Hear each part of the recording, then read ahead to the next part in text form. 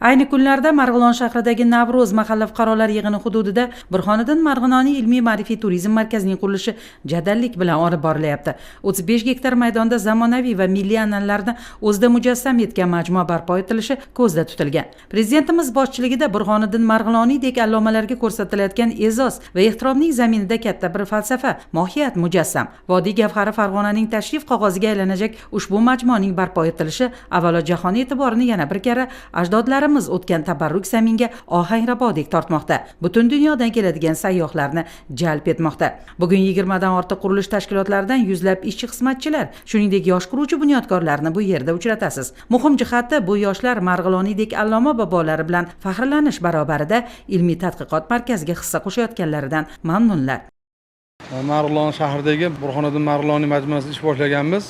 Firmamiz tomonidan 550 o'rinli yangi maqom teatri, gastinisalar, mehmonxonalar, oshxona, kafe, restoran, hunarmandchilik shoxobchalari, hunarmandlarda savdo uchun alohida savdo bo'limlari, karvonsaroylar qurilyapti. Bu Xudo xolasa qurilayotgan majmuamiz Marg'ilon shahrining alohida tashrif qog'ozi bo'ladi degan umiddamiz. 100 dan oshiq yoshlar ish bilan ta'minlanib ishlashyapti hozir. Jadallik bilan davom ettiryapmiz. Havo issiqligi bizni shashtimizga pasaytirgan yo'q. Qadimdan karvonsaroy deganda karvonlar to'planib, o'sha yerda savdo, dam olib, hordiq chiqaradigan joy bo'ladi. Milliylikni ko'radida endi o'sha joyda. Hozir biz ham karvonsaroyda qurganimizdan maqsadimiz zamonaviy holda bo'ladi. Turistlar keladi. Turistlarga biz Marg'ilon shahrimizdagi hunarmandchilik, milliyligimizni ko'rsatamiz. Oshxonalarimiz, har bitta qilinayotgan majmualarimiz milliylikka asoslangan bo'ladi. Kelgan odam Marg'ilonda shunaqa narsa bor ekan degan fikr bilan turistlik yana qaytib kelish ilinjida bo'ladi. Karvonsaroyimizda 100 dan oshiq savdo shoxobchalari, magazinlar bo'ladi ichida. Milliylik hunarmandlarimizda tikilgan, kashtachilik, misgarlik, hamma o'zining turidagi ishlab qo'l mehnati bilan ishlangan mahsulotlarni olib chiqib, turistlarga savdo orqali sotib, o'zini milliyligini yoyamiz. Majmuada farg'onalik, marg'ilonlik yoshlar uchun minglab ish o'rinlari yaratilishi nazarda tutilgan. Ilmiy tadqiqot markazida esa yosh o'zbek tadqiqotchilari xorijlik hamkasblari bilan nafaqat Marg'iloniy tamal toshini qo'ygan fiqh ilmi, uning merosi borasida, balki barcha fanlar taraqqiyotga xizmat qiluvchi innovatsion izlanishlarni olib boradilar. Marg'ilonlik nuroniylarning bunyodkorlik jarayonlarida jamoatchilik nazoratini olib borayotgani, yoshlar bilan tez-tez muloqotlar qilib, olib borilayotgan ishlar bilan yaqindan tanishib borayotgani esa Marg'ilon ahlining kayfiyatidan, ertangi kunga bo'lgan ishonchidan dalolat.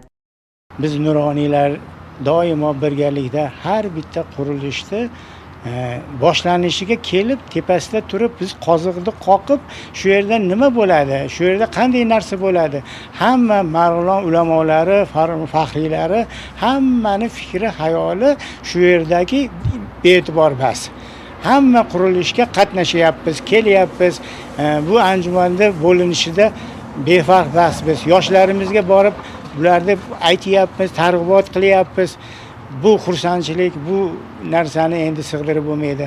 Qurilish ishlarining birinchi bosqichi jadal ketyapti. Prezidentimizning Farg'onaga o'tgan yilgi tashrifi chog'ida berilgan har bir loyihani puxta ishlab chiqish bo'yicha berilgan topshiriqlar ijrosiga alohida e'tibor qaratilgan.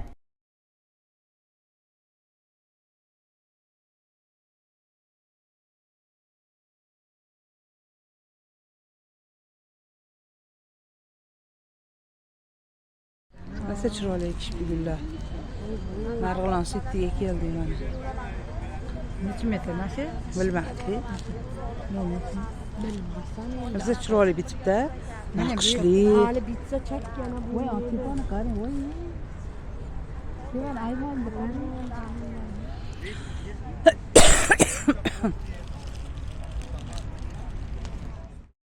Chiroyli qurilibdi.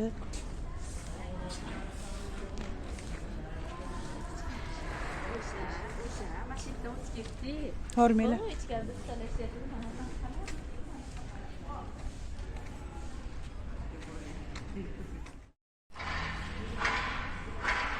Zo'r qilib qo'yishibdi.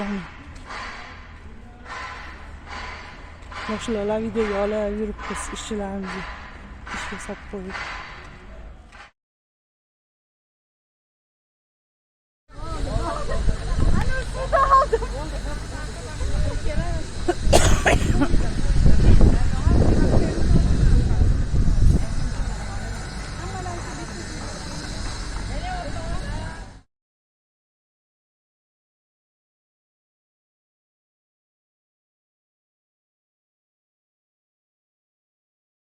chiroyli qurilibdi.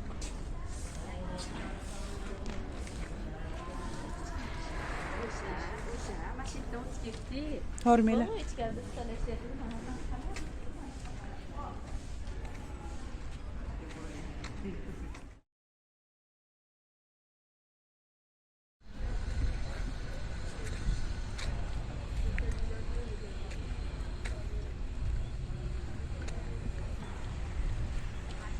Bu rosa chiroyli qurilibdi.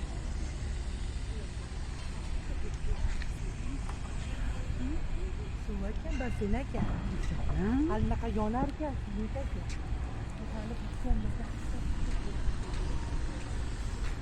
Bino rosa zo'r bo'libdi.